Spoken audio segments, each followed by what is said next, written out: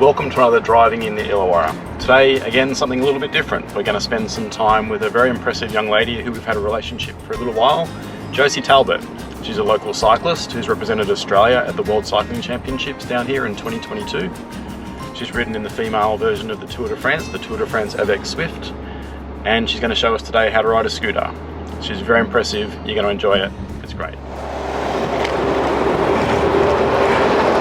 Hey Josie, that's fun. I was a bit worried about falling off, but do you want to go for a bit of a ride? Sounds good. Let's do it. Go.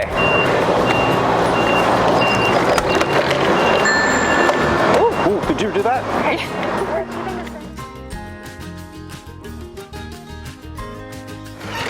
Let's go. Take a seat. Winner. Well, thanks Josie for taking the time for a bit of a scooter ride and a bit of a tour around Wollongong. Thought we'd just find out a little bit about yourself. So tell us where you come from, what you do. So I'm from the Sydney Wollongong area. I've lived down here for over 10 years now. And I'm a professional cyclist for Team Cofidis over in France and Europe. So I spend most of my time over there, racing all around the world. Yep. Started off in the Macarthur area too. Yep. We're a member of the Macarthur Cycling Club. Still am. Yep. Camden Cycling Proud to Club represent. Camden Cycling Club. Yeah. Yep. And then I think probably people first became aware of you locally down here in 22 for the UCI Worlds. Member of the Australian women's team. Yep. Road team. Yep, so I won the Oceania Champs earlier that year, which qualified me a spot for the Worlds, which was incredible because I was the only local in the race. So I had everyone from Camden and Macarthur and all of Wollongong cheering me on, which was amazing. There were plenty of us there on Raymar Avenue and other parts around the world. I didn't get to see you go up Kira. How was that the first time? Yeah, that was tough, but I think Raymar was way worse. Raymar was worse. How many times did you have to do Raymar in the end? Oh, it would have been 4 or 5 or 6. Yeah, okay. Yeah. That was crazy. Can't remember. Crazy steep. Yeah, it was such a great atmosphere. It was good. And the finish line was awesome. Yeah. So how did you get into cycling?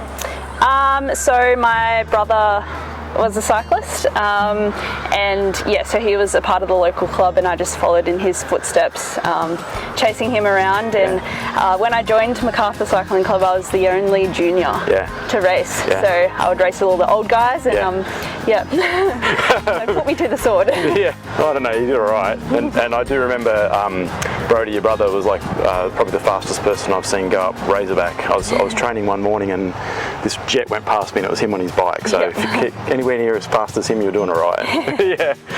So family situation, mum and dad live locally? Yep, so while I'm here I still live with my parents.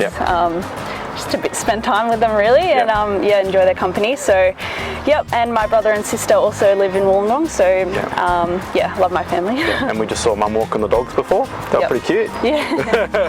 2 new additions to the family. Yeah, done well. So whereabouts did you say you were based in Europe? Was it Girona? So I live in Girona, Spain.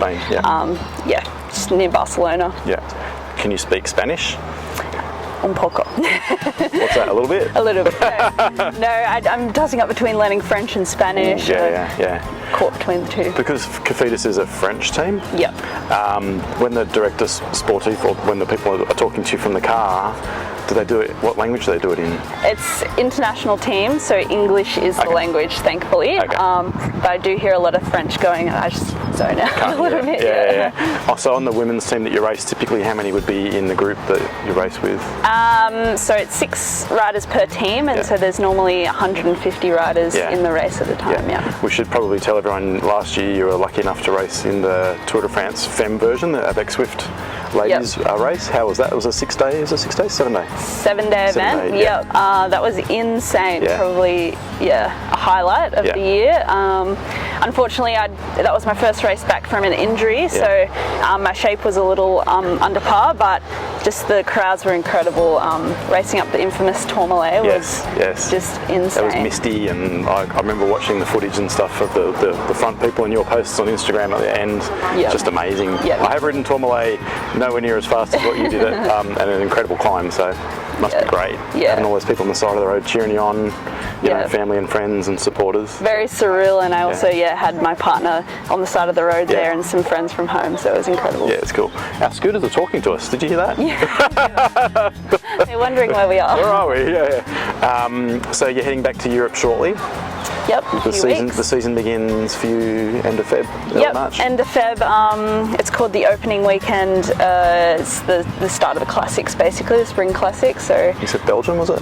Belgium, yeah. The race is called Newsblad, so that's my first one, and then nearly every weekend from then on I have a race. Goals for the season? To win. We'll have some pretty hefty team goals. We've got a really strong team. Yeah.